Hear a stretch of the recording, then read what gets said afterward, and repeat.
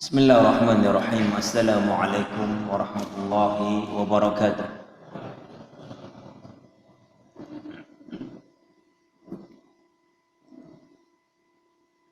Innal hamdalillah nahmaduhu ta'ala wa nasta'inuhu wa nastaghfiruh wa na'udzu billahi min shururi anfusina wa sayyiati a'malina. من يهده الله فلا مضل له ومن يضلل فلا هادي له أشهد أن لا إله إلا الله وحده لا شريك له وأشهد أن محمدا عبده ورسوله صلى الله عليه وعلى آله وصحبه وسلم تسليما كثيرا. Kaum muslimin rahimani wa rahimakumullah,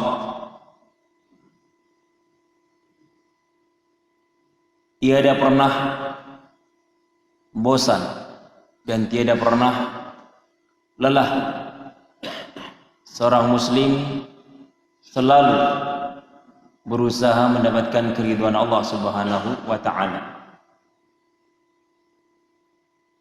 Dan di antara jalan untuk mendapatkan apa yang kita cita-citakan, menjadi manusia yang terbaik di sisi Allah Subhanahu wa ta'ala, adalah dengan kita giat mengkaji kitab Allah, mengkaji Al-Quran, dan saling mengajarkannya.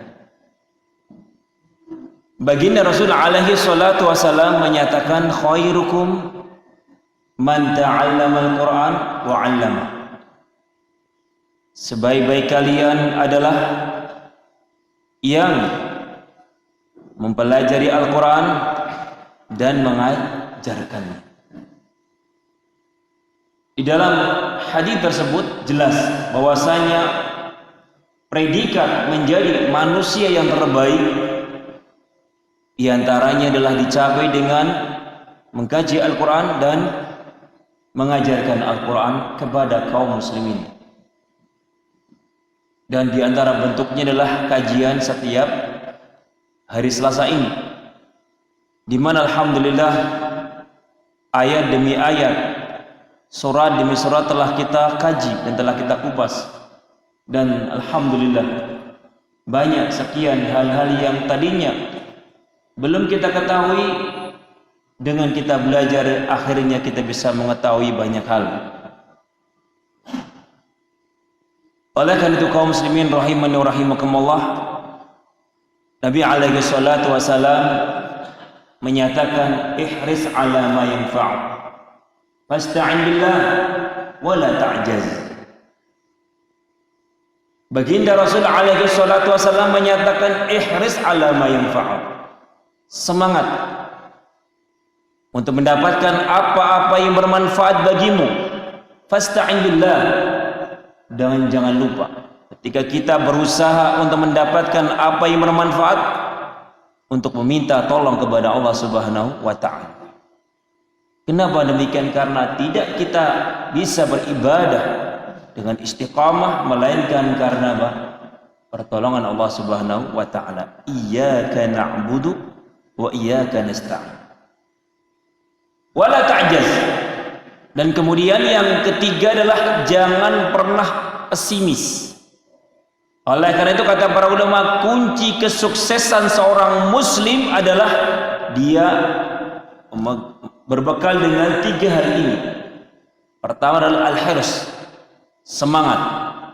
Kemudian yang kedua adalah al-isti'anah billah, meminta tolong kepada Allah Subhanahu wa ta'ala untuk bisa mudah mendapatkan apa yang sedang dia ingin cita-citakan atau ingin dia capai.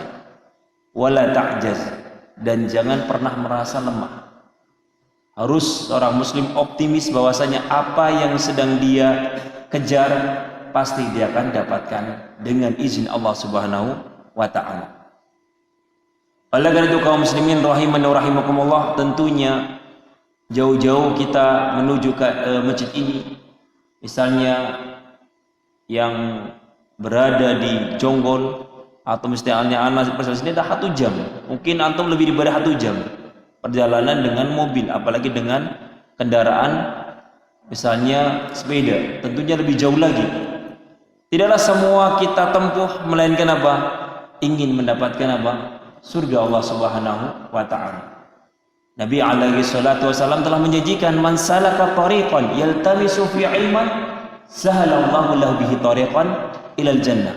Ini yang kami yakini, yang membuat kami bisa istiqomah belajar ilmu agama hingga detik ini, hingga sampai kita meninggal berjumpa dengan Allah Subhanahu wa taala, karena kita meyakini apa yang sedang kita tempuh adalah jalan menuju surga. Nabi mengatakan, man salaka tariqan yaltamisu fi ilman, barang siapa yang menempuh suatu perjalanan dalam rangka menuntut ilmu, sahalallahu lahu bihi tariqan ilal jannah, maka Allah akan mudahkan jalannya menuju surga. Allahu akbar. Kenapa demikian? Karena surga itu butuh ilmu, Pak.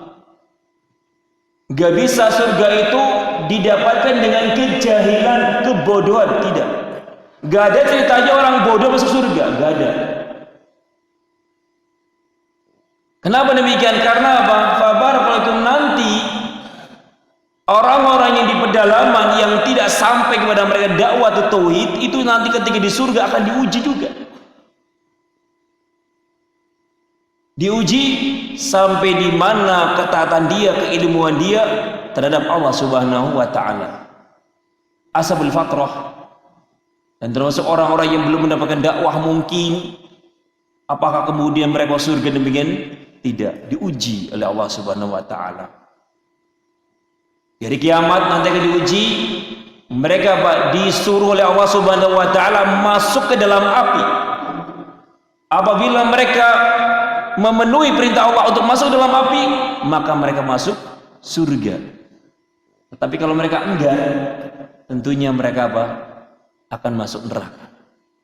Kenapa? Ketika Allah sudah di hadapan mereka saja memerintahkan mereka masuk api, ternyata mereka enggan, apalagi ketika di dunia.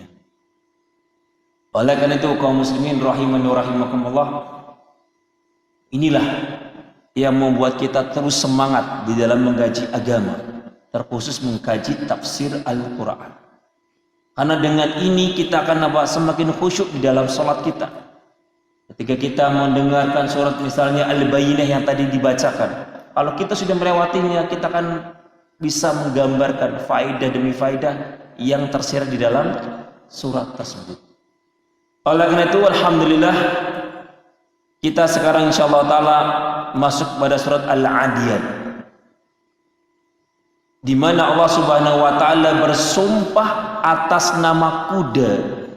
Allah kembali bersumpah atas nama makhluknya, dan ini adalah haknya Allah Subhanahu wa taala yang tidak boleh diambil oleh makhluk-makhluknya. Artinya apa? Makhluk nggak boleh bersumpah atas nama makhluk. Ini hanyalah hak Allah Subhanahu wa taala semata. Baiklah, surat Al-Adiyat. Surat Al-Adiyat, para ulama berbeda pendapat. Apakah dia Madaniyah ataukah dia Makkiyah? Mereka yang berpendapat Makkiyah karena apa? Di dalamnya terdapat apa? Ancaman surga dan neraka, adanya hisab. Biasanya Pak, ayat-ayat yang berisi apa? Tentang ancaman, peringatan, itu biasanya Pak terdapat dalam surat Makkiyah. Adapun mereka yang berpendapat surat ini adalah surat Madaniyah karena Pak ada perintah jihad. Dan jihad ini tidaklah Pak turun kecuali apa? Setelah Nabi alaihi salatu wasallam hijrah ke Madinah. Jadi ketika Nabi berada di Mekah sebelum hijrah nggak ada perintah berjihad, sehingga meninjau dari adanya perintah berjihad, wal adiyati, demi kuda perang. Berarti apa? Oh berarti ayat ini apa? Madani. Walhasil fa barakallahu para ulama ada yang berpendapat Al-Adiyat adalah surat Makkiyah, surat yang turun sebelum hijrah, dan ada yang menyatakan surat Madaniyah. Karena apa? Surat tersebut terdapat apa? Perintah anjuran berjihad, sehingga disebut surat Madaniyah. Nama surat ini ada dua. Namanya adalah Al-Adiyat. Yang kedua dengan tambahan wawu, wal adiyat. Wawunya wawu qasam, wawu sumpah. Adapun kalimuha arba'una kalimah. Adapun kata-kata yang terdapat dalam surat Al-Adiyat ada 40 kata. Seperti surat Ad-Duha. Nanti akan kita dapatkan surat Ad-Duha sama, yaitu apa? Di dalam Ad-Duha ada 40 kata. Wa hurufuha mi'ah wa thalatha wa sittuna harfan. Adapun hurufnya yang terdapat dalam surat Ad-Duha adalah 163 huruf.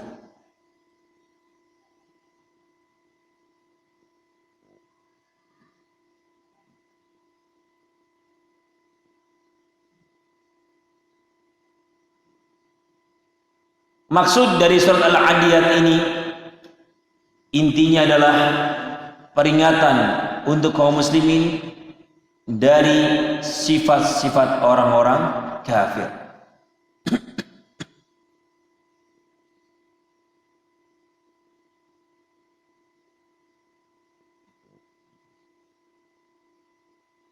Mari kita baca tafsir Al-Muyassar.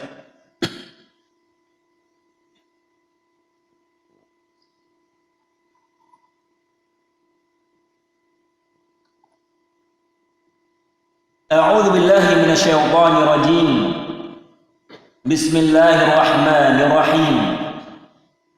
Wal 'adiyati dhabha fal muriyati qadha fal mughirati subha fa atharna bihi naf'a wa wasatna bihi jam'a innal insana li rabbih lakanud wa innahu 'ala dhalika lasyahid وَإِنَّهُ لِحُبِّ الْخَيْرِ لَشَدِيدٌ أَفَلَا يَعْلَمُ إِذَا بُعْثِرَ مَا فِي الْقُبُورِ وَحُصِّلَ مَا فِي الصُّدُورِ إِنَّ رَبَّهُمْ بِهِمْ يَوْمَئِذٍ لَخَبِيرٌ.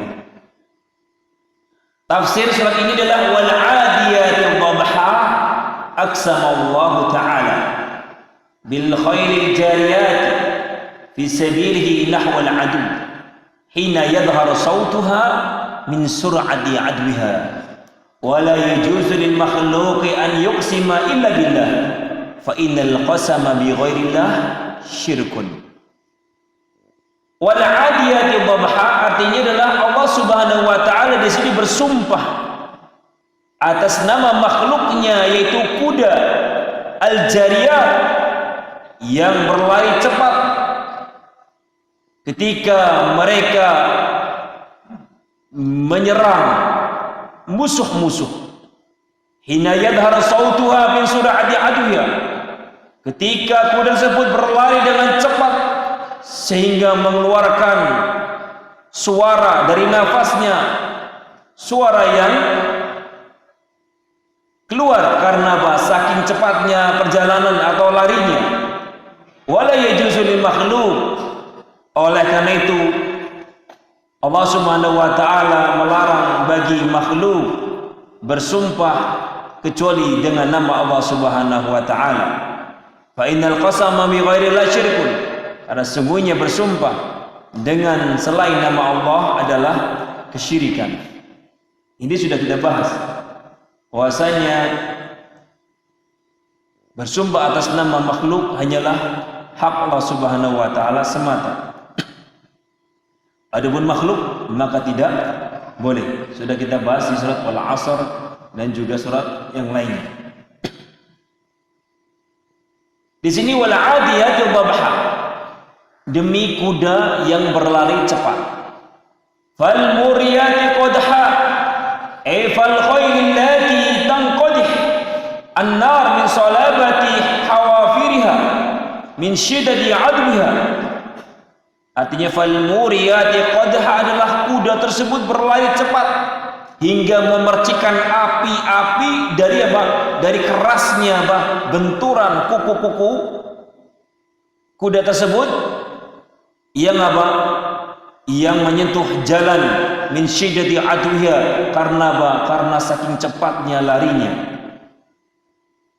Fal muriyati subha fal khayl allati tughiru bi rukbaniha 'ala al-a'da 'inda subh. Dan Allah Subhanahu wa taala bersumpah pula demi kuda yang menyerang musuh-musuh bersama para penunggangnya ketika waktu subuh. Allah Subhanahu wa taala bersumpah dengan kuda-kuda yang sedang menyerbu musuh bersama para penunggangnya di waktu subuh. Ini memberikan faedah kepada kita bahwasanya dahulu para sahabat Rasul alaihi salatu wasalam menyerang musuh itu ketika apa? Ketika subuh. Dan inilah waktu yang paling tepat untuk menyerang musuh. Di zaman kami dulu waktu di kerusuhan banyak pemberontakan separatis di Ambon, itu kebanyakan apa? Para mujahidin menyerang musuh-musuhnya di waktu subuh. Ketika mereka sedang lelap tidur, sedang santai-santainya, maka Pak, kemudian baru kita serang. Ini sangat efektif, ya. Perang lawan musuh adalah ketika di waktu pagi hari. Kenapa demikian juga? Karena Nabi alaihi wasallam ingin melihat apakah ini kampung muslimin atau kampung kafir. Ketika waktu subuh kok ternyata tidak ada adzan dikumandangkan di negeri tersebut, berarti apa? Divonis inilah kampung kafir. Sehingga kemudian para sahabat menyerang negeri tersebut apabila tidak dikumandangkan adzan. Fa'adharna bihi naq'a fahayajna bihadzal 'abi ghubaran. Yaitu kuda-kuda tersebut apa? Menebarkan debu-debu yang berterbangan. Karena apa? Karena larinya, karena apa? Akibat dari lari kuda tersebut yang begitu cepat. Fawasatna bihi jam'a fatawasatna bi rukbanihinna jumu'al a'da. Kemudian kuda-kuda tersebut bersama para penunggangnya menyerbu ke tengah-tengah musuh. Innal insana li rabbih lakanud. Sesungguhnya manusia itu li ni'ami rabbi lajuhud. Manusia, kata Allah Subhanahu wa taala, hukum asalnya adalah mereka sangat ingkar terhadap nikmat-nikmat Allah Subhanahu wa taala. Na'udzubillah. Ini hukum asal manusia. Hukum asal manusia apa? Selalu ingkar, tidak mau mengakui apa? Nikmat-nikmat Allah Subhanahu wa taala. Ini hukum asalnya, keumuman manusia. Wa innahu ala dzalika la syahid. Wa innahu bijuhudihi la dzalika la mukir. Dan manusia mengakui kalau dirinya apa? Banyak berbuat ingkar. Kita lihat orang-orang yang ahlu ma'asi. Ya, sadar enggak ketika mereka bermaksiat? Sadar mereka. Ketika mereka menggunakan nikmat-nikmat Allah yang telah Allah berikan untuk bermaksiat, sadar. Mereka mengakui ini salah, ini dosa. Cuma kenapa? Terkuasai oleh hawa nafsunya. Wa innahu li hubbil khairi lasyadid. Yaitu artinya bahwa inna li hubbil mal lasyadid. Dan manusia sifatnya terhadap harta itu sangat rakus. Ini adalah hukum asal tabiat manusia, sangat cinta dengan harta. Afala ya'lamu idza bu'thira ma fil qubur. Afala ya'lamu insan ma yantadhiruhu idza akhraja Allahu al-amwat min al-qubur lil hisab wal jazaa. Artinya, apakah manusia tidak mengetahui apa yang sedang menunggu dia Ketika Allah Subhanahu wa taala mengeluarkan mayat-mayat dari kuburan dibangkitkan lil hisab untuk menyambut hari hisab wal jaza dan hari pembalasan. Kira-kira tahu enggak? Sadar enggak ketika Anda dibangkitkan ada hisab dan balasan yang sedang menunggu kita. Wa husila ma fi sudur, setelah dibangkitkan semua, wastukhrija mastatara fi sudur min khairin aw syarrin. Artinya ketika mereka dibangkitkan, maka semua yang tersembunyi di dalam hati-hati manusia akan dibongkar oleh Allah Subhanahu wa taala, baik yang baik maupun yang buruk. Inna rabbahum bihim yawma idzil khabir. Inna rabbahum bihim wa bi'amalihim yawma idzil khabir la yakhfa 'alaihi syai'un min dzalik. Sungguhnya Allah Subhanahu wa taala terhadap keadaan-keadaan mereka, termasuk amalan-amalan mereka, pada hari itu sangat teliti dan sangat mengetahuinya. Sampai yang di dalam hati mereka semuanya Allah akan bongkar. La yakhfa 'alaihi syai'un min dzalik. Tidak ada satupun yang tersembunyi dari Allah Subhanahu wa taala. Ini tafsir Al-Muyassar. Oleh itu kaum muslimin rahimani wa rahimakumullah, mari kita petik faidah dari surat Al-Adiyat. Faidah yang pertama adalah at-targhib fil jihad wal i'dad lahu.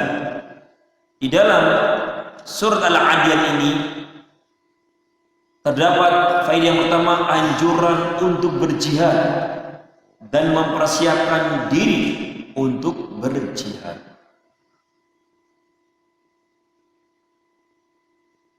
Kaum muslimin rahimani wa rahimakumullah, perintah berjihad terus berlaku dan tersyariatkan kepada kita hingga yaumul qiyamah. Gak ada namanya syarat jihad itu terhapus. Kapan seorang muslim diserang oleh musuh-musuhnya, maka wajib mereka berjihad. Dan fabarakallahu fikum kaum muslimin rahimani wa rahimakumullah, thariqul jihad laisa thariqan sahlan. Perhatikan bahwasanya jihad itu, jalan jihad itu bukan perkara yang mudah. Wajib punya keahlian dan ilmu. Apabila seorang muslim semangatnya punya tapi ilmunya tidak punya, maka yang ada kekacauan. Ini yang kita dapatkan waktu dahulu di sana. Ya, waktu kami bersama TNI dan Polri mengusir penjajah di saat itu, para sebagian kaum muslimin nggak punya ilmu, cuma semangat jihad. Akhirnya barakallahu fikum yang ada mutilasi, mencincang musuh jasad musuh. Saya sampaikan, ini tolong ditahan ya, ini perempuan jangan sampai dibunuh, tolong dijaga. Siap, pergi. Kita balik sudah dipotong-potong sama orang-orang sana. Ya subhanallah. Ini jihad seperti ini. Jihad tanpa ilmu yang adalah hawa nafsu dan dendam adalah jihad. Ini namanya jihad, bukan jihad. Oleh itu kaum muslimin rahimani rahimakumullah, jihad itu harus dibangun di atas ilmu dan keahlian. Kenapa? Apabila seorang muslim berjihad gak didasarkan ilmu yang ada pertama tadi kerusakan, kedua kesyirikan dan kebid'ahan akan muncul. Ketika perang tiba-tiba mereka joget-joget bersolawatan, kemudian berdoa kepada nenek moyang mereka agar datang membantu mereka. Ya subhanallah, kita sampaikan, kaum muslimin, abang-abang, tolong doa kepada Allah, bukan kepada teteh-teteh yang sudah meninggal. Masa teteh-teteh yang meninggal suruh datang?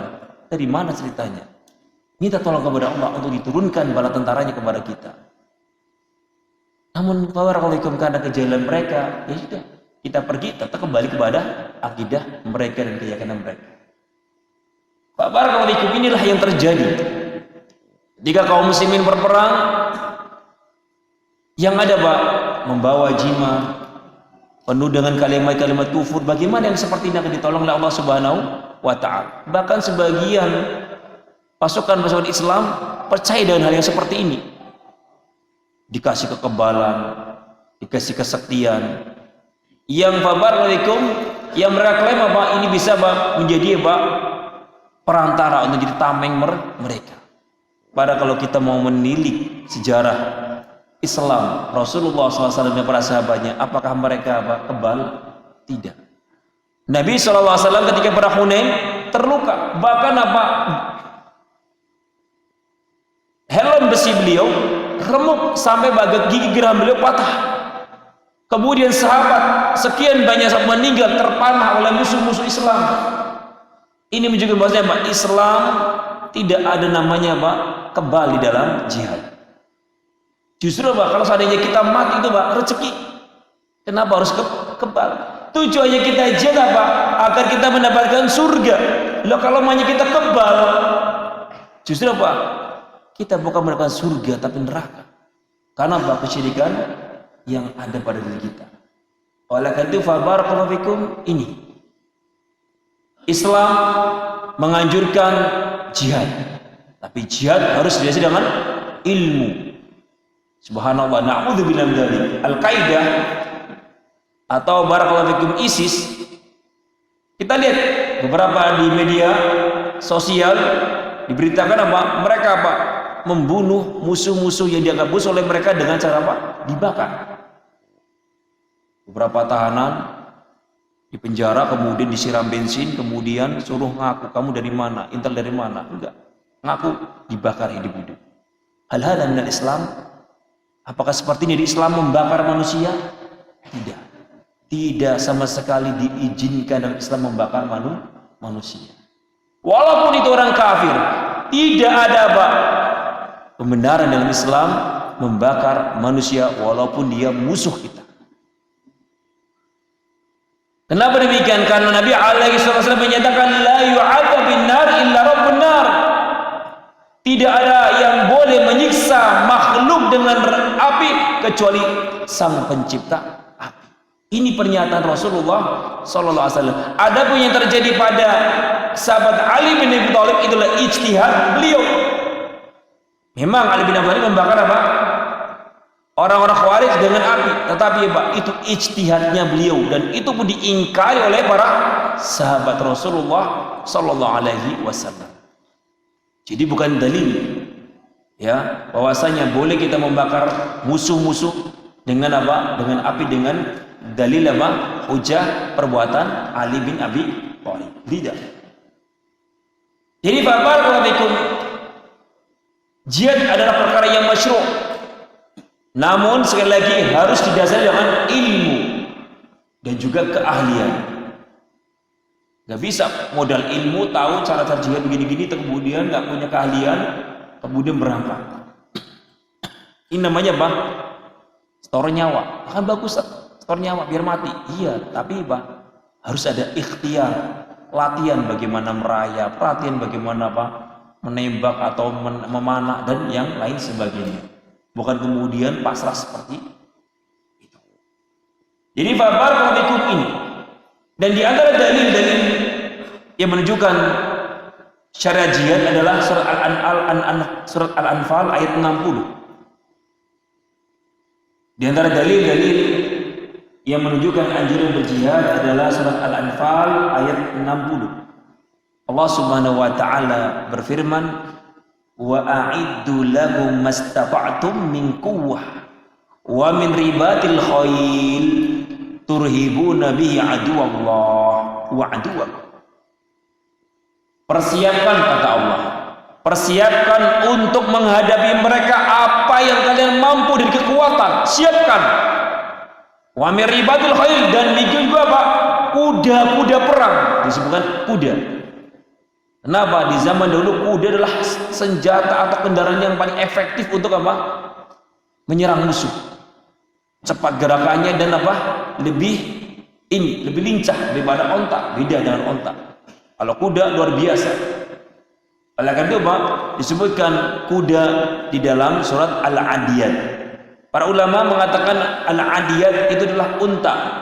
Namun fabarakallahu kalau kita lihat di ayat-ayat setelahnya menunjukkan bahwasannya yang rajih adalah yang dimaksud Al-Adiyat adalah kuda, bukan unta.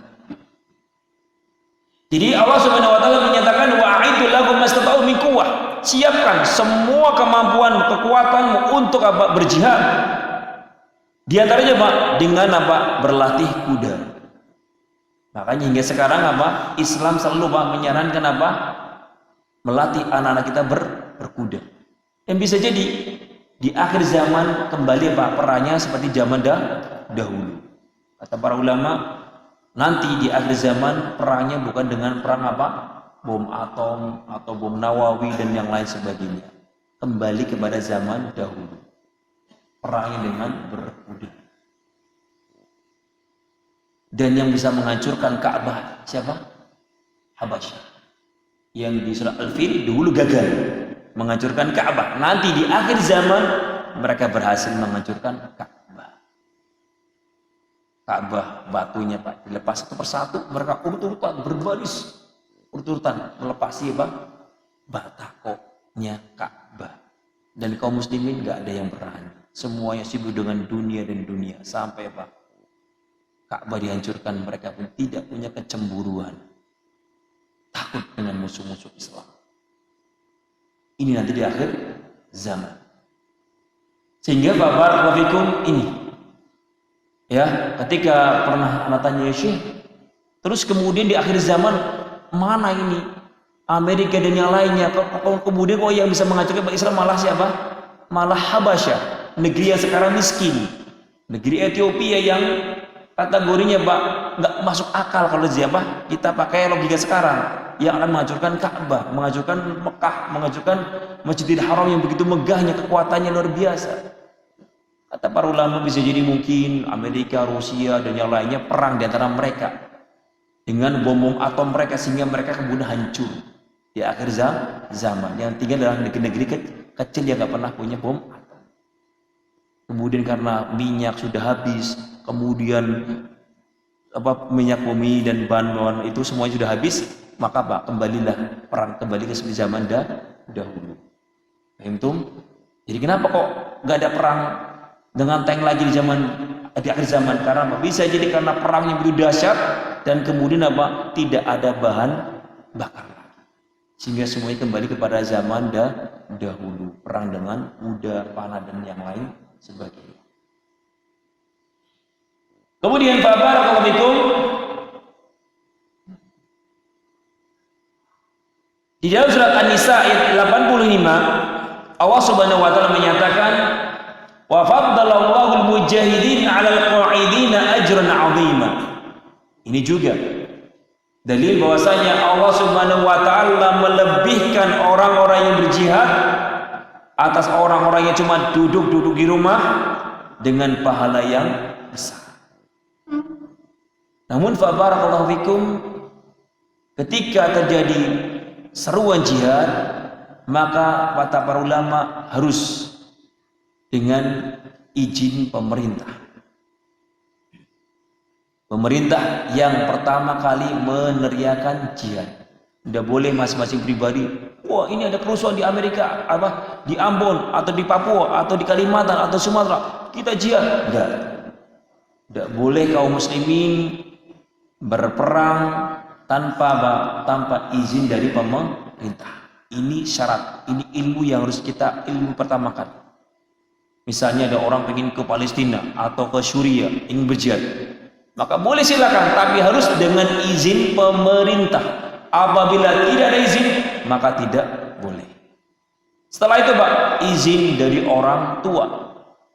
Kalau orang tua mengizinkan, berangkat. Setelah dapat izin dari pemerintah, izin dari orang tua. Kalau ternyata orang tua nggak mengizinkan, maka apa? Maka engkau berjihad di sekitar orang tuamu. Dengan cara apa? Dengan cara berbakti, itu sudah termasuk jihad.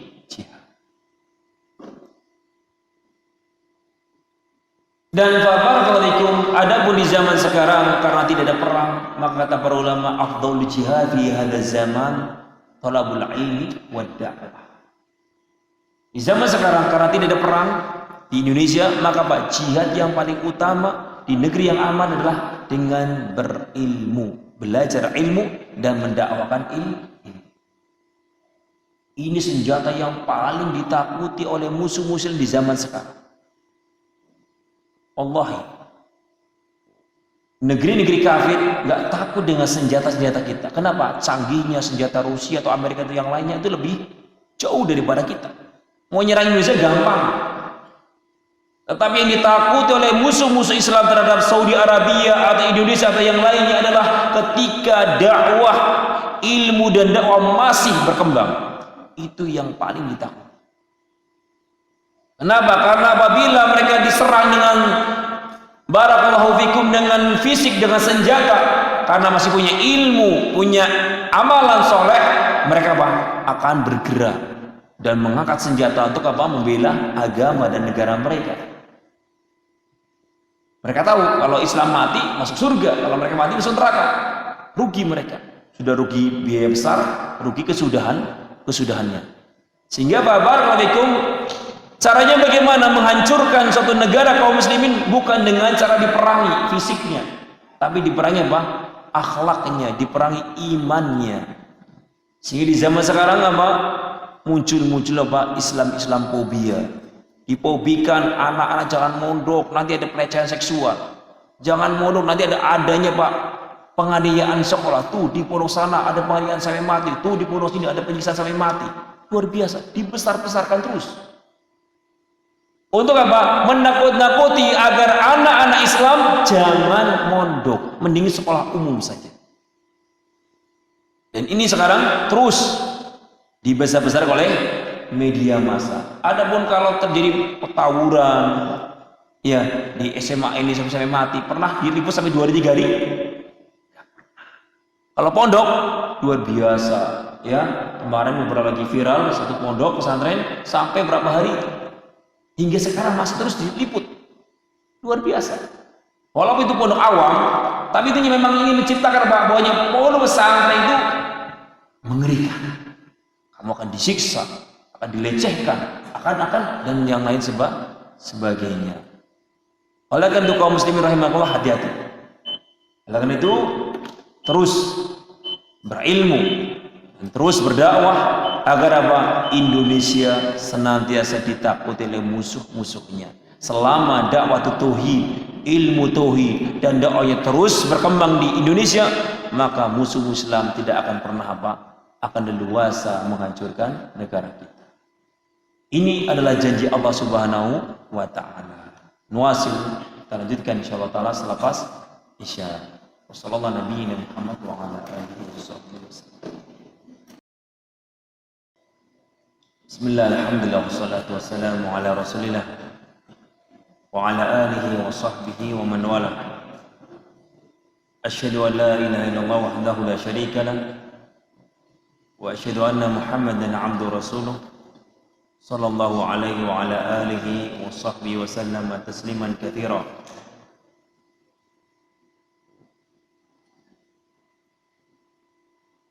Al-faidah tsaniyah, faedah yang kedua,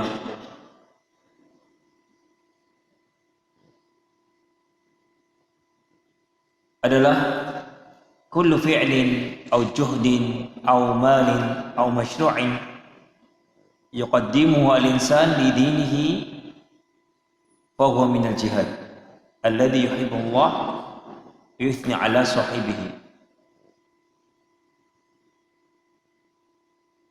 Semua perbuatan dan pengorbanan serta harta dan perkara-perkara yang lainnya yang dipersembahkan oleh manusia, oleh kaum muslimin untuk agamanya, maka itu merupakan bagian dari jihad. Jadi jihad itu tidak harus dengan Dengan senjata. tapi juga bisa dengan apa? Kita menyumbangkan pemikiran kita, ide-ide kita, harta kita, atau mungkin kita punya sarana itu mobil atau rumah atau yang lainnya. Apabila semua itu kita berikan di jalan Allah Subhanahu wa taala, maka itu termasuk dalam jihad. Kemudian faedah yang ketiga adalah fadlu al-khayl. Di dalam surah Al-Adiyat terdapat dalil bahwasanya kuda adalah salah satu hewan yang memiliki sekian banyak keutamaan. Dalam faedah yang ketiga ini adalah keutamaan hewan kuda. Dalam hadis yang diriwayatkan oleh Imam Al-Bukhari dan juga Imam Muslim, bahwasanya al-khailu thalathatun. Nabi alaihi salatu wasallam menyatakan kuda itu ada 3 macam. Li rajulin ajrun, li rajulin sitrun, li rajulin wizrun. Kuda itu ada 3 macam. Yang pertama, pemiliknya mendapatkan pahala. Kedua, pemiliknya mendapatkan hal yang mubah-mubah saja. Yang ketiga, pemiliknya mendapatkan dosa. Disebutkan oleh alaihi salatu wasalam oleh Rasulullah bahwasanya kuda yang pemiliknya mendapatkan pahala adalah kuda yang dia jadikan untuk kendaraan di dalam jihad. Dia membeli kuda memang dipersiapkan untuk jihad. Maka yang seperti ini pemiliknya mendapatkan pahala. Bahkan kata Nabi alaihi salatu wasallam bahwasanya setiap kuda yang dijadikan untuk niat jihad fisabilillah, makanan yang dimakan oleh kuda, minuman yang diminum oleh kuda, itu semua Pak, pahalanya mengalir kepada pemiliknya. Setiap makan hitungannya Pak luar biasa banyak. Setiap tegukan demi tegukan yang diminum oleh kuda tersebut, pahalanya mengalir kepada pemiliknya. Bahkan kotorannya, kencing yang dikeluarkan oleh kuda membawa apa? Pahala bagi pemiliknya.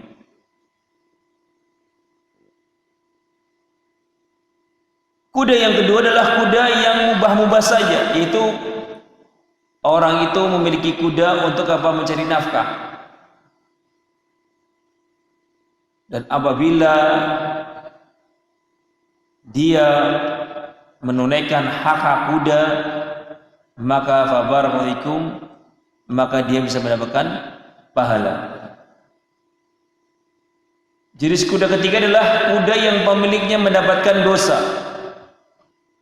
Adalah alladhi yattakhidhuha asyaran wa bataran. Dia memiliki kuda dengan tujuan apa? Untuk kesombongan, gagah-gagahan punya kuda, dan juga untuk apa? Riya, mendapatkan pujian manusia. Maka yang seperti ini Pak, pemiliknya mendapatkan dosa. Ini keutamaan kuda. Sehingga barakallahu dari sekian banyak hadis, maka bisa kita simpulkan bahwasanya kuda itu pertama, utamanya adalah Allah bersumpah atas nama kuda. Dia sudah menunjukkan keutamaan kuda. Kedua adalah kuda merupakan apa? Sarana untuk berjihad, alat untuk berjihad. Berbeda dengan apa? Dengan sapi, kerbau dipakai untuk jihad, tentunya apa? Tidak sehebat barakallahu, yaitu apa? Kuda. Paling untuk karapan sapi paling ada. Nah, kemudian yang ketiga adalah kuda adalah termasuk hewan yang disunnahkan untuk diajarkan kepada anak-anak. Nabi SAW menganjurkan para sahabatnya untuk apa? Mengajari anak-anak mereka berkuda. Ini luar biasa. Sebagian pondok-pondok pesantren salafi sudah apa? Banyak memiliki kuda. Tujuannya untuk apa? Melatih anak-anak berkuda. Ini termasuk kendaraan apa? Olahraga sunnah. Berkuda dan memanah serta berenang. Insya Allah kalau ada pondok punya 3 hal ini, tempat memanah, berkuda, kolam renang, santrinya senang banget. Nah, semoga kedepannya tadkirah bisa memiliki 3 hal tersebut. Amin. Kemudian barakallahu fikum, keutamaan yang keempat adalah kuda itu termasuk jenis hewan yang boleh diperlombakan dengan taruhan. Selain kuda nggak boleh. Hanya lomba karapan sapi. Kalau kamu sapimu lebih cepat, saya kasih uang 500.000. Kalau sapimu kalah, kasih aku 100.000 misalnya. Nah, ini nggak boleh. Kalau kuda boleh. Entum. Jadi kalau kuda itu kendaraan boleh apa? Dijadikan sebagai bahan perlombaan. Nah, dengan apa? Dengan tadi.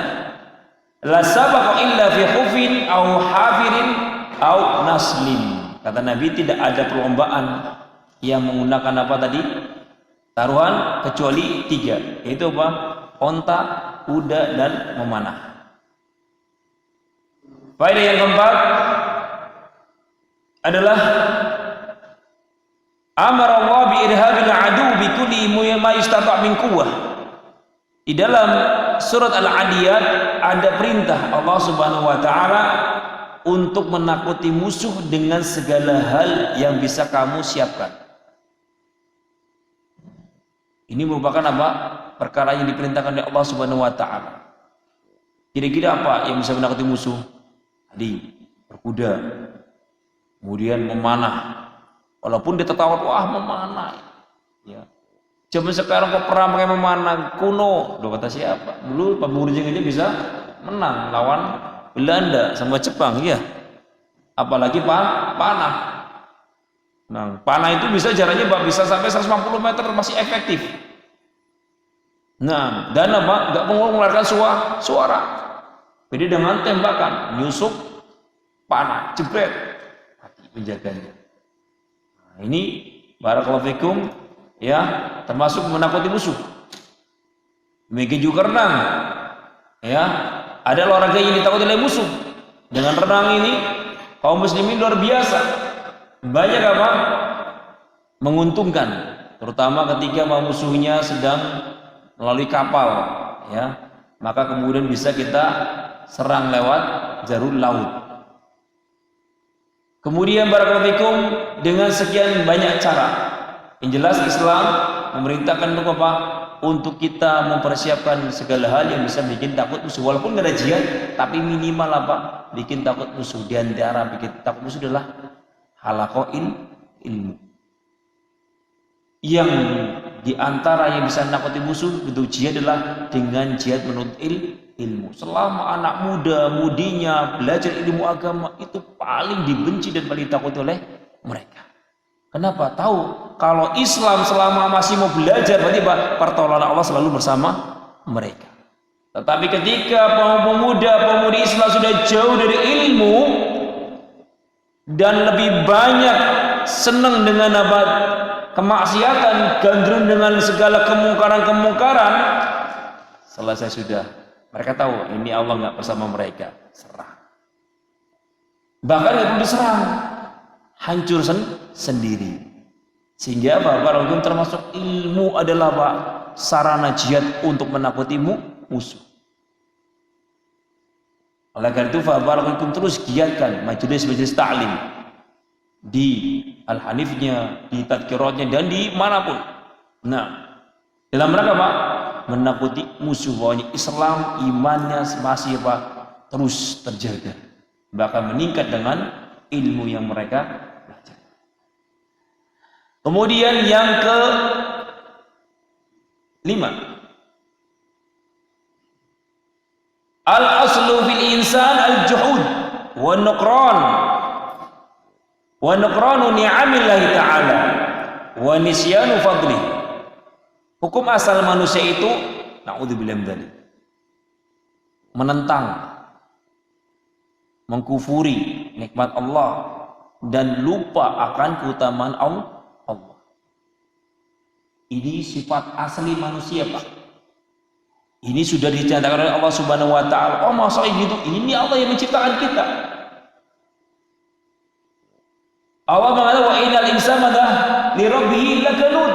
Sungguhnya manusia itu terhadap Rabbnya itu, Pak, selalu kufur, ingkar. Kalau musibah ingat terus, kalau nikmat lupa. Inilah manusia. Innal insan li rabbih lakanud. Makanya Allah mengatakan wa qalilun min ibadiyasy syakur. Sedikit dari hamba-hambaku yang pandai bersyukur. Artinya mayoritasnya kufur. Dalam ayat lainnya walakin aktsarun nasi la yu'minun. Kebanyakan mayoritas manusia la yu'minun kata Allah. Pak, lafadznya kebanyakan aktsarun nas aktsaruhum. Dalam kekufuran, dalam pengingkaran dan yang lain sebagainya. Na'udzubillah min dzalik. Makanya kalau kita nggak belajar ilmu agama, kita nggak berdakwah, na'udzubillah, rusak. Manusia terus akan dibawa arus oleh kemaksiatan dan sifat buruk-buruk mereka.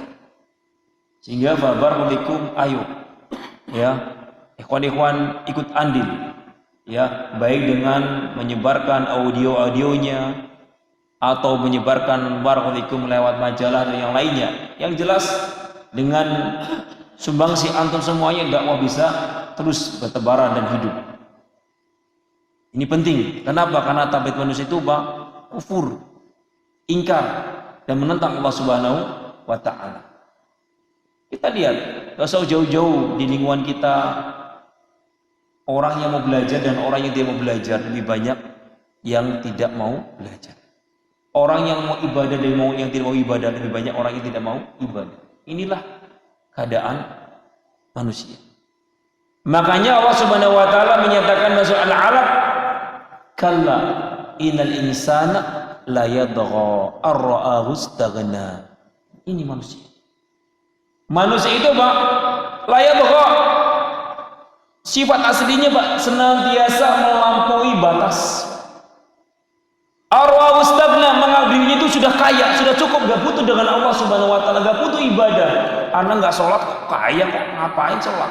Itu bukti itu, masjid bolak-balik, mana sugi orang miskin iya. Ini syubhat-syubhat ahli dunia. Seolah-olah barometer kekayaan itu, Pak, dengan mereka punya harta. Barometer kebahagiaan itu adalah dengan kesuksesan adalah dengan punya harta dan tahta. Dan ini memang sunatullah. Nabi SAW, Muawiyah Abu Sufyan sebelum dia masuk Islam ditanya oleh Heraklius, Raja Romawi. Abu Sufyan, saya mau tanya, siapa pengikutnya Muhammad ini? Coba sebutkan. Maka Abu Sufyan mengatakan ad-du'afa, orang-orang yang lemah, orang-orang yang miskin, ini pengikutnya Nabi Muhammad. Maka Raja Romawi mengatakan betul. Yang disebutkan dalam Injil bahwasanya pengikut Nabi Muhammad adalah kebanyakan orang-orang miskin. Ini sunatullah. Sehingga, Pak, fabarakallahu, kita ibadah itu bukan untuk kaya, tapi, Pak, untuk masuk surga. Jadi jangan kemudian dinyatakan kamu ini bolak-balik masjid, ya keadaannya gitu terus miskin kalian. Mending kayak kita nih, gak sholat tapi kaya. Bahkan syubhat mereka, Pak, kita lihat tuh negara-negara yang gak bertuhan, Pak, justru, Pak, kaya raya, adidaya. Makanya, Pak, kalau Indonesia ingin maju, jangan ada Tuhan di antara kita. Ini syubhatnya orang-orang liberal. Anak sendiri yang dengar dari lisan mereka langsung di hadapan anak. Na'udzubillah min dzalik. Ini musibah. Yang keluar dari tokoh-tokoh Islam yang diutus ke Yaman untuk mendidik kita. Datang mereka ke Yaman, utusan pemerintah, kemudian untuk melatih santri Garuda. Kita ikut seminar dan ternyata ketika ngobrol santai Bahasanya seperti itu. Indonesia itu adik-adik kalau ingin kaya, coba ikuti Rusia sama Cina. Tidak ada Tuhan. Indonesia pasti jaya. Ya subhanallah. Jauh-jauh dari Indonesia ke Yaman ngasih syubhat, kerancuan, kita dicuci otaknya oleh mereka. Ini oknum ya, bukan salah pemerintah. Mungkin salah pemerintah mengutus orang-orang yang seperti ini kepada santri-santri Garuda yang ada di luar negeri sana. Bukan iman yang dibawa, malah kekufuran yang dibawa oleh mereka. Lah ini dia sifat manusia. Sifat asli manusia adalah menentang, kufur, dan tidak mau beriman kepada Allah Subhanahu wa ta'ala. Kemudian barakallahu fikum, faedah yang ketujuh. Faedah yang keenam adalah syahadatul insan ala nafsi bilisani halih. Allah Subhanahu wa ta'ala mengatakan wa innahu ala dzalika lasyahid. Sesungguhnya manusia itu atas perbuatannya itu syahid, mengakui.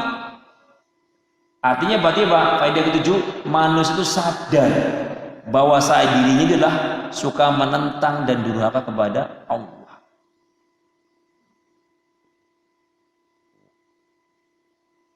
Ini na'udzubillah min dzalik. Manusia keadaannya seperti ini. Makanya barakallahu fikum, banyak orang-orang tahu mereka bermaksiat kepada Allah Subhanahu wa ta'ala. Tahu mereka berbuat dosa. Tetapi karena hawa nafsu mereka yang membuat mereka enggan untuk kembali kepada Rabbuna Jalla wa Ala. Hasbunallahu wa ni'mal. Kemudian faedah yang keberapa? Ketujuh. At-tahdhir min kufri an-ni'am. Peringatan dari perbuatan kufur kepada nikmat Allah Subhanahu wa ta'ala. Peringatan terhadap atau dari perbuatan kufur nikmat dari nikmat Allah Subhanahu wa ta'ala.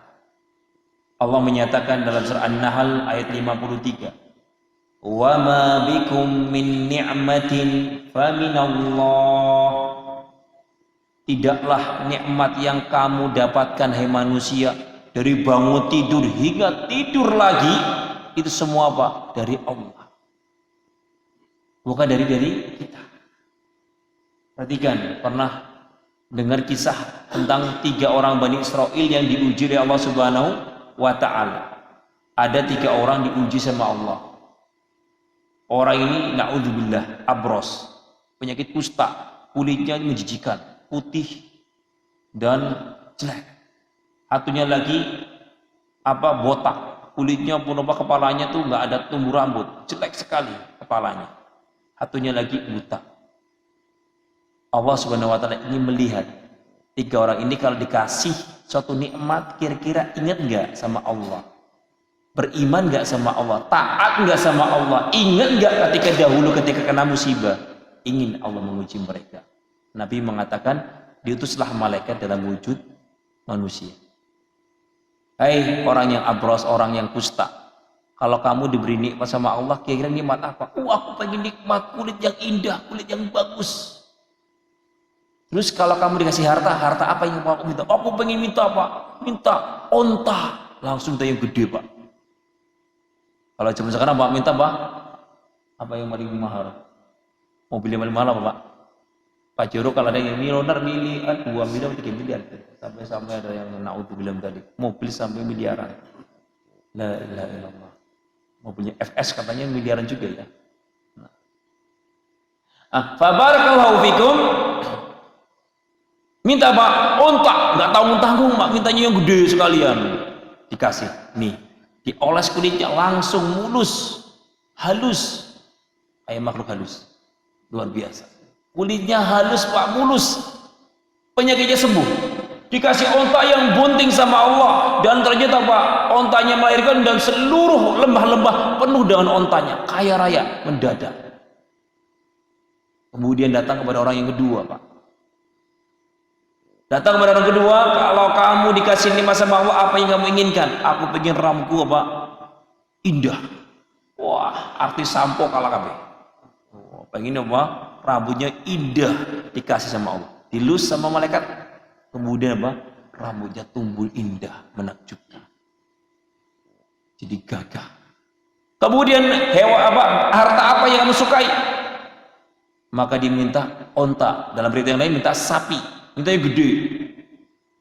Kasih sapi yang bunting atau onta yang bunting, dan kemudian ontanya itu sapinya melahirkan hingga semua lembah-lembah penuh dengan sapinya dia atau ontanya dia. Kemudian datanglah kepada orang yang ketiga, kepada si buta ini. Kalau kamu diberi nikmat sama Allah, apa yang kamu inginkan? Aku ingin bisa melihat ciptaan Allah Subhanahu wa taala, dengan itu aku semakin beriman kepada Allah. Bisa melihat dengan izin Allah. Kemudian harta apa yang kamu minta? Nggak usah gede-gede lah, kambing aja.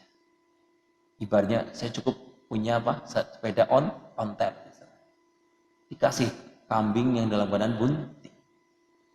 Kemudian setelah mereka kaya raya, mendadak Allah utus malaikat kembali dengan keadaan seperti dahulu mereka.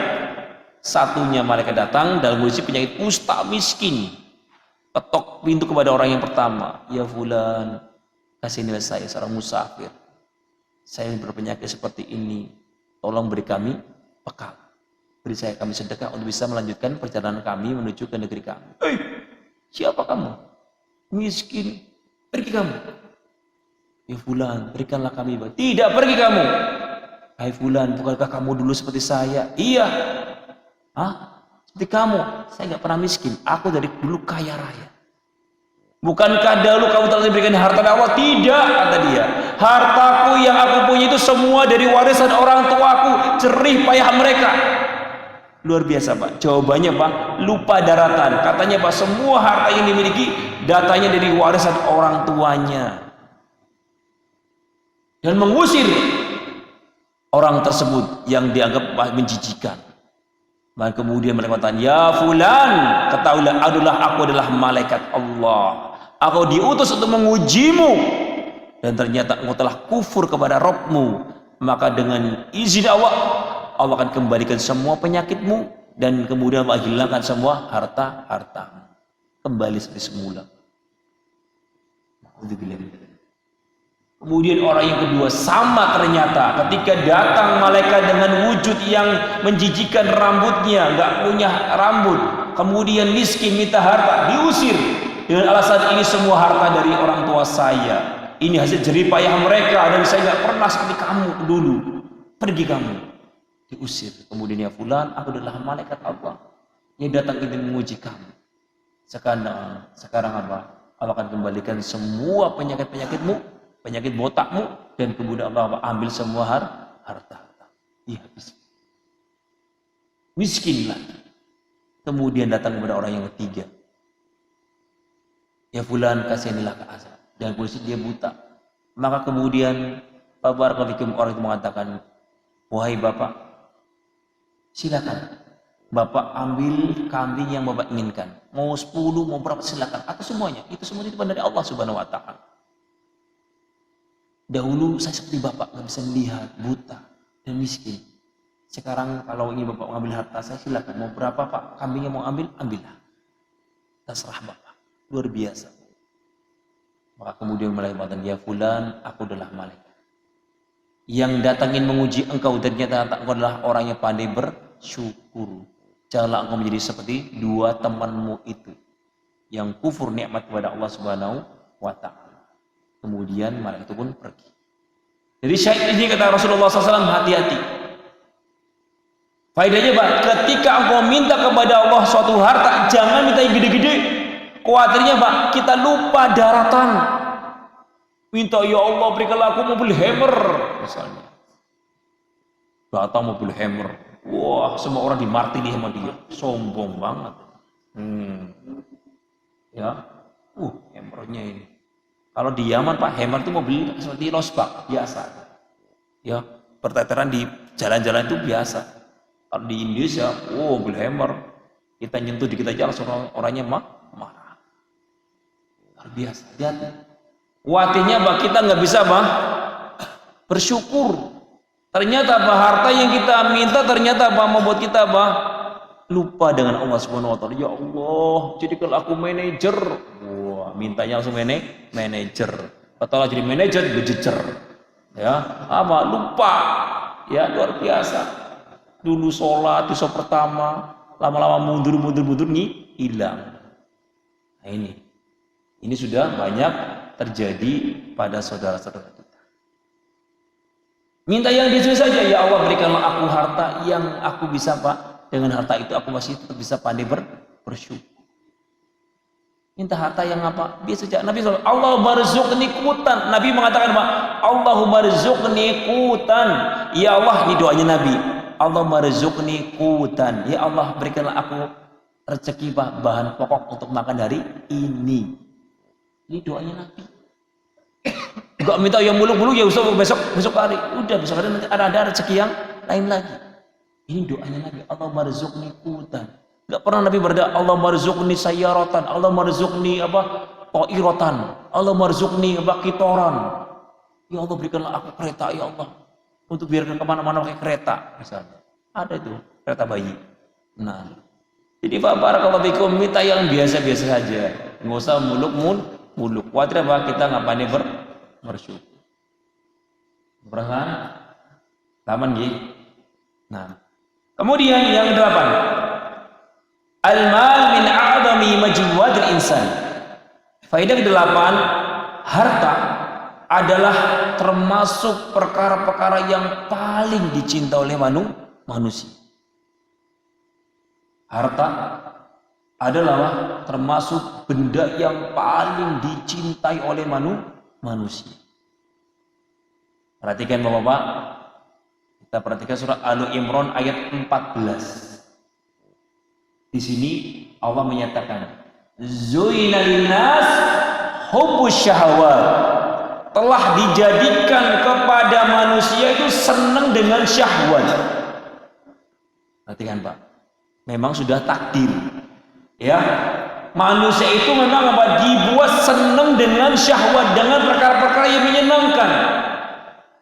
Dimulai minan nisa, dari wanita, wal banin, anak-anak, wal qanatil muqantarah, dan harta benda, minadz dzahab wal fiddah, emas, perak, wal khayl musawwamah, kuda. Disebutkan kalimat kuda, wal an'am, baru binatang ternak, wal harf, dan kemudian pertanian. Ada 8 harta benda yang memang coba dijadikan syahwat, hawa nafsu manusia untuk mendapatkan 8 hal tersebut. Pertama, wanita. Kenapa kok wanita yang paling pertama Pak? Karena apa? Karena manusia walaupun gak punya harta, yang penting punya wanita sudah senang. Coba sekarang Bapak punya uang miliaran tapi gak punya istri, gak punya wanita, kira-kira bisa gak? Nabi Adam aja gak bisa. Minta apa? Pasangan. Di surga walaupun begitu indahnya, kalau nggak ada bidadari, mana tahan, ya Pak. Bikin juga di dunia. Coba seandainya na'udzubillah min dzalik, di dunia ini gak ada wanita, yang ada cuma harta, kira-kira bisa bahagia kita? Tidak bisa. Tetapi fabarakallahu fikum, seorang laki-laki walaupun gak punya harta, yang penting punya wanita di rumahnya, bisa tetap bahagia. Kemudian wal banin, punya istri tapi gak punya anak, sangat sedih, tentunya tidak bahagia. Makanya Mbak, harta yang kedua yang paling dicintai oleh laki-laki setelah wanita anak. Kemudian wal qanatil muqaddarah, kemudian baru harta benda yang lainnya, diawali dengan emas. Orang punya emas bangga. Wal fiddah, kemudian perak. Wal khayl, kuda. Coba bayangkan, si A naik kuda, si B naik sapi, si C naik kerbau. Gagah mana Pak? Apa gunanya kerbau? Minggir. Ya, beda. Makanya Pak, pangeran-pangeran raja-raja itu naiknya naik kuda, nggak ada naik kerbau. Ya, nggak ada ceritanya pangeran-pangeran prajurit-prajurit itu naik kerbau, apalagi naik sapi. Ada. Nah, kebanyakan naik kuda, makanya disebut binatang yang paling menarik di hati manusia adalah kuda. Orang kalau udah naik kuda itu kayak sultan, ya, crazy bener. Kemudian apa? Baru al-an'am. Baru apa? Hewan-hewan ternak. Unta, sapi, kerbau, ayam, lele, dan yang lain sebagainya. Kemudian apa? Wal harf. Baru pertanian. Ini faedah yang 8. Bahwasanya memang harta sudah jadikan apa? Hal-hal yang memang disukai oleh manusia. Makanya barakallahu apabila harta yang sudah kita miliki enggak dibangun di atas keimanan dan ketakwaan, naudzubillah, semuanya akan membinasakan. Faedah yang ke-9.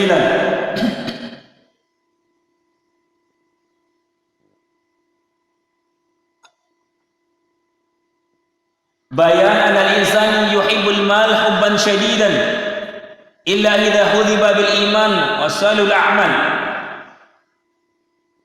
Dalam surah Al-Adiyat menjelaskan bahwanya manusia sangat rakus terhadap harta kecuali apabila dibimbing dengan iman dan amalan soleh. Di dalam surah Al-Adiyat ini terdapat penjelasan bahwasanya manusia rakus akan harta kecuali apabila dibimbing dengan iman dan amalan soleh. Nabi dalam riwayat Ahmad menyatakan ni'mal malus salih lirajuli as-salih. Senikmat-nikmat harta yang baik adalah harta yang dimiliki oleh orang-orang yang soleh. Ini adalah harta yang nikmat. Punya harta, senang dan harta, hal yang wajar, tabiat manusia. Yang penting apa? Bisa mendapatkannya dan menyalurkannya di jalan yang diridhoi oleh Allah Subhanahu wa Ta'ala. Itu yang penting. Islam nggak pernah mencela orang itu kaya. Islam nggak pernah mencela orang itu bekerja mendapatkan kekayaan, tidak pernah mencela. Tetapi yang tercela ketika engkau sudah mendapatkan kekayaan, engkau kufur nikmat, engkau lupa, apalagi mendapatkannya dengan cara yang haram dan kemudian apa? Membelanjakannya, menghabiskannya di jalan yang haram. Itu yang dicela. Jadi, barakallahu Islam tidak pernah namanya melarang untuk kita kaya. Tidak pernah. Silakan kalau mau kaya, kaya. Yang penting apa? Bisa barakallahu dibangun kekayaan tersebut di atas iman dan amalan soleh. Karena apa? Khawatir kekayaan tersebut malah justru membinasakan kita. Faedah yang ke-10, isbatul ba'thi wan nusyur. Di dalam surah Al-Adiyat kembali adanya penetapan adanya hari kebangkitan dan hari hisab. Di dalam faedah yang 10 ini bahwasanya surah Al-Adiyat terdapat penetapan adanya hari kebangkitan.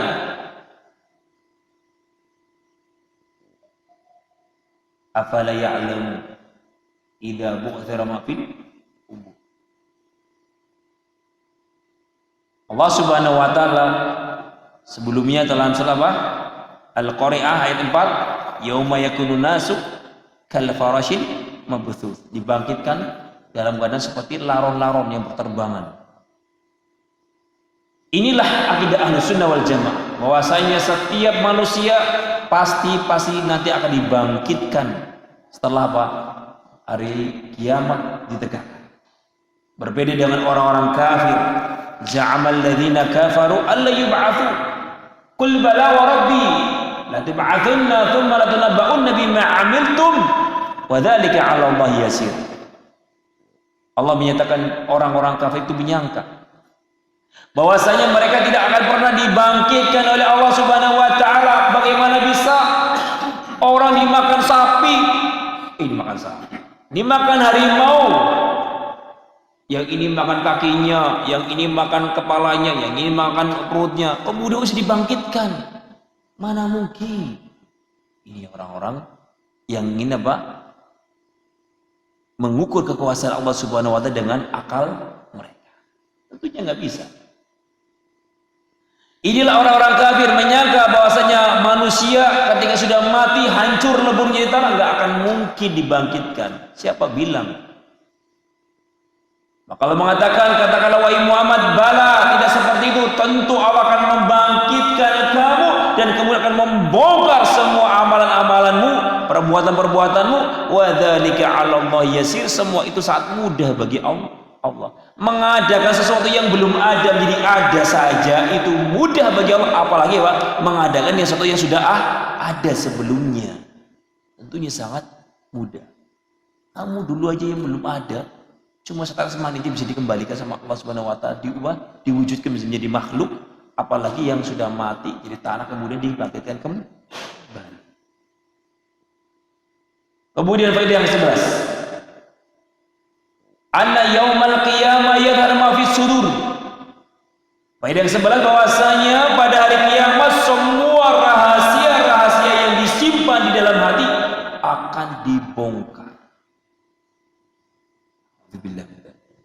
Waspada. Semua rahasia-rahasia yang kamu sembunyi di dalam hatimu, dari sifat hasad, dengki, kemudian mahabbah, cinta kepada selain Allah, dendam dan yang lainnya yang semua kamu sembunyi di dalam hatimu, semua akan dibongkar. Yauma tublas sarair. Semua akan dibongkar rahasia-rahasia yang disimpan di dalam hati. Kok bisa ya? Yang disebutkan kok cuma as-sudur, itu hati, bukan badannya. Kenapa? Karena sumber masalahnya pada hati. Kamu bisa minum khamr, kamu bisa berzina, kamu bisa bermaksiat, itu karena apa? Karena awalnya dari mana? Dari bisikan hatimu. Gak mungkin tiba-tiba kamu tiba-tiba berzina. Kok aku tiba-tiba berzina? Kok tiba-tiba aku minum khamr? Kok tiba-tiba aku mencuri? Gak mungkin. Semua kemaksiatan yang dilakukan manusia itu sumber awalnya dari mana? Dari bisikan hati. Lihat emasnya manusia, emasnya bagus ya. Batin ini lengah dikit tak copet. Enak sekali khamrnya, topi miring. Setelah minum miring. Enak sekali. Dipatin dulu. Lihat perempuan cantik, naudzubillah, cantiknya. Ya. Hanya Pak, pikirannya macam-macam. Hanya Pak, ingin berzina. Makanya Pak, Allah Subhanahu wa taala akan membongkar semua yang kau sembunyikan di dalam hati. Terjadinya pembunuhan, kecemburuan, semuanya berawal dari mana? Dari hati, dendam, cemburu dan yang lain sebagainya. Sehingga Pak, Allah sebutkan dengan kalimat apa? Dengan kalimat as-sudur, itu hati. Kemudian yang ke-12 adalah itsbatu ismil khabir min asma'illah. Dalam surat Al-Adiyat ada penetapan bahwasanya Al-Khabir adalah salah satu dari nama-nama Allah Subhanahu wa taala. Al-Khabir adalah apa? Salah satu dari nama Allah Subhanahu wa taala. Inna rabbahum bihim yauma idzin la khabir. Banyak di dalam Al-Qur'an. Apa sih artinya Al-Khabir? Al-Khabir itu lebih daripada Al-Alim. Al-Khabir adalah maha teliti, benar-benar teliti semua masalah-masalah yang tersembunyi. Ini maha teliti. Allah Subhanahu wa taala Khabir. Perhatikan Pak, dalam surat Barakallahu Fikum Al-Baqarah 271 Allah mengatakan, wa in tubdu sadaqat fa ni'ma wa in tukhfuha wa tu'tuha al-fuqara fa huwa khairul lakum wa yukaffiru 'ankum sayyi'atikum wallahu bima ta'maluna khabirun. Kenapa enggak pakai alimun? Karena siaknya apa? Sesuatu yang tersembunyi. Allah mengatakan, jika kamu menyembunyikan, jika kamu menampakkan sedekahmu itu baik. Namun jika kamu menyembunyikannya, diam-diam ngasih kepada orang-orang fuqara tanpa orang lain tahu, itu lebih baik. Perhatikan pakai apa? Wallahu bima ta'maluna khabir. Allah Maha mengetahui apa yang kamu lakukan. Baik yang terang-terangan tadi maupun yang kamu sembunyikan. Walaupun kamu sedekahnya di tengah malam, di tengah manusia tidak ada yang tidur, Allah mengetahui. Kemudian barakallahu fikum di dalam surat An-Nur ayat 30. Ini teguran bagi orang-orang yang suka melirik-lirik kepada kemaksiatan. Perhatikan Allah mengatakan, "Qul lil mu'minin yaghuddu min absarihim wa yahfadhu furujahum dzalika azka lahum innallaha khabirun bima yasnaun." Kalimatnya pakai khabirun. Tentang apa? Tentang pandangan. Katakanlah kepada orang yang mukmin, hendaklah mereka menundukkan pandangan-pandangan mereka dan menjaga kemaluan-kemaluan mereka. Yang demikian itu lebih suci bagi kalian. Allah khabirun bima yasnaun. Allah Maha khabir dengan perbuatan-perbuatan mereka. Terhadap perbuatan-perbuatan mereka. Tundukkan pandangan. Lirik ada. Allah khabir bima yasnaun. Sedikit aja. Wallahu khabir bima yasnaun, walaupun sedikit. Walaupun cuma 2 detik, apalagi setengah detik, tetap Allah Maha mengetahui. Wa yahfadhu furujahum, walaupun kamu tidak menjaga kemaluan walaupun sedikit saja, diam-diam ngusak di rumputan, ngusak di bawah jembatan, tetap Allah Maha mengetahui. Semua kemaksiatan kita, semua hal yang sudah kita lakukan dari kemaksiatan, Allah akan membongkar semuanya. Lihat. Ya, ini merupakan apa? Ancaman bagi kita untuk kita betul-betul hati-hati, jangan sampai kita apa? Barakallahu menyangka bahwasanya Allah Subhanahu wa taala tidak akan apa? Tidak akan pernah apa? Membongkar semua perbuatan-perbuatan kita. Nah, na'udzubillah min dzalik. Ini mungkin yang bisa saya sampaikan. Sekali lagi apabila ada salahnya dari apa yang saya sampaikan, saya mohon maaf dan saya rujuk dan bertaubat kepada Allah Subhanahu wa taala, dan apabila ada benarnya itu murni datangnya dari Allah Subhanahu wa taala. Wallahu a'lam bishawab. Wassallallahu nabiyina Muhammad wa ala alihi wa sahbihi wasallam. Assalamualaikum warahmatullahi wabarakatuh.